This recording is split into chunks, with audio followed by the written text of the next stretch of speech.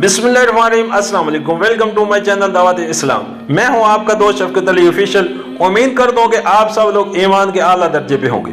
सूरत आल इमरान की आयत नंबर 13 का तर्जुमा, तुम्हारे लिए इन दो ग्रोह में एक निशान इबरत था जो बदर में एक दूसरे से नंबर आजमा हुए।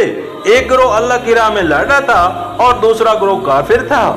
देखने वाले बचशम सर देख रहे थे कि काफिर ग्रोह मोमिन ग्रोह से दो चंद हैं, मगर नतीजे ने साबित कर दिया कि अल्लाह अपनी फतह नुसरत से जिसकी चाहता है मदद कर देता है। दीदा बिना रखने वालों के लिए इसमें बड़ा सबक पोशीदा है।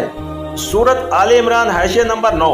अगरचे हकीकी फर्क सर चंद था, लेकिन सरसरी निगाह से देखने वाला भी ये महसूस किए बगैर तो नहीं रह सकता था कि कुफार का लश्कर मुसलमानों से दुगना है। सूरत आले इमरान हाशिया नंबर 10। जंग बदर का वाक़या उस वक्त करीबी जमाने में ही में पेश आ चुका था, इसलिए उसके मुशाहदात नज़ायत की तरफ इशारा करके लोगों को इबरत दिलाई गई है। इस जंग में 3 बातें निहायत सबक आमेज थी।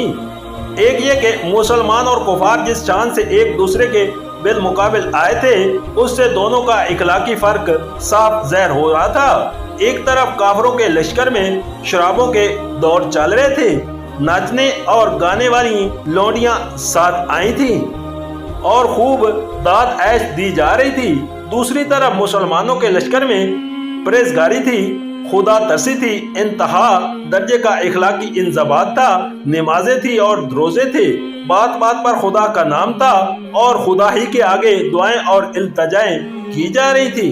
दोनों लश्करों को देखकर हर शख्स बाआसानी मालूम कर सकता था कि दोनों में से कौन अल्लाह की राह में लड़ रहा है। दूसरा ये कि मुसलमान अपनी किल्लत तादाद और बेसरो समानी के बावजूद कुफार की कसीर तादाद और बेहतर असला रखने वाली फौज के मुकाबले में जिस तरह कामयाब हुए, उससे साफ मालूम हो गया था उनको अल्लाह ताला की तईद हासिल थी।